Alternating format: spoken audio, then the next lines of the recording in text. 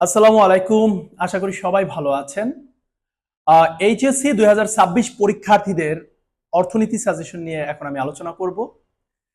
অর্থনীতিতে যারা অনেক টেন্সড আছেন যে কোথা থেকে পড়বো, কি পড়বো, কোন কোন টপিকগুলো পড়ে গেলে আমার পরীক্ষায় কমন পড়বে, আশা করি এই ভিডিও দেখার পরে আপনার আর এই ধরনের কোনো সমস্যা থাকবে না। তাহলে চলুন আমরা আজকে দেখে নেই যে এই 2026 পরীক্ষায় আমাদের অর্থনীতিতে কি কি আসবে আর আপনারা কি পড়ে যাবেন, এবং এগুলো পড়লে ইনশাআল্লাহ এর বাইরে আর আপনাকে কিছু পড়তে হবে না। তাহলে চলুন আমরা শুরু করছি।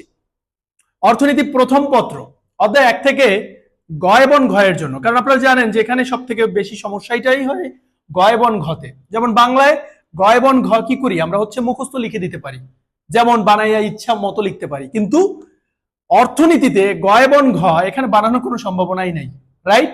আর এই কারণে মাথায় রাখতে হবে যে প্রথমেই আছে উৎপাদন সম্ভাবনা রেখা, সমাজতান্ত্রিক অর্থব্যবস্থা, মিশ্র অর্থব্যবস্থা। এই তিনটা টপিক পড়ে যাবেন অধ্যায় 1 থেকে। এই তিনটার বাইরে অধ্যায় 1 থেকে কোনো টপিক পড়ার কোনো দরকারই নাই। অধ্যায় 2 গ এবং ঘ নং প্রশ্নের জন্য চাহিদা রেখা, চাহিদা স্থিতিস্থাপকতা, ভারসাম্য দাম এবং পরিমাণ, চাহিদা সূচি থেকে চাহিদা সমীকরণ, প্রান্তিক উপযোগ ও মোট উপযোগ। কয়টা? 1 2 3 4 5। এই 5টা টপিক আপনি পড়ে গেলে এখান থেকে কোনো ধরনের সৃজনশীল আপনার আটকাবে না। অধ্যায় 3 থেকে কি কি পড়বেন?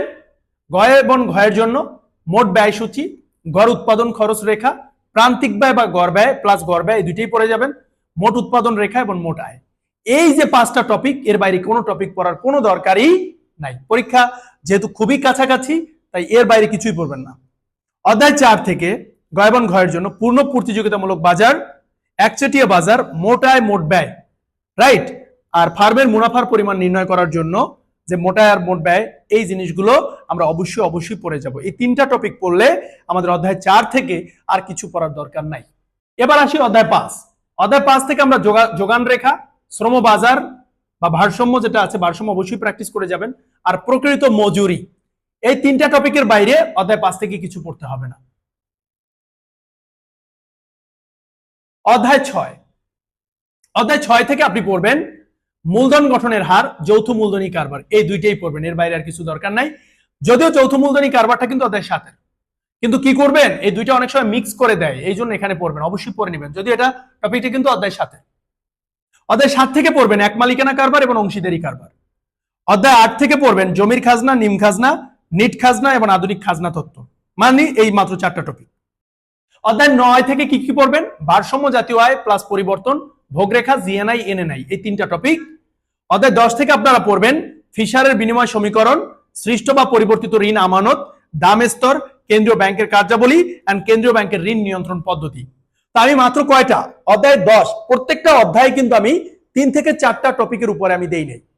এই যে টপিকগুলো আমি আপনাদের সাথে শেয়ার করেছি, এই টপিকগুলোর বাইরে আপনাকে কিচ্ছু পড়তে হবে না। পরীক্ষার আগে যদি গ এবং ঘ এখানে ফুলি কমন ফেলতে চান, তাহলে এই টপিকের বাইরে কিছু পড়বেন না।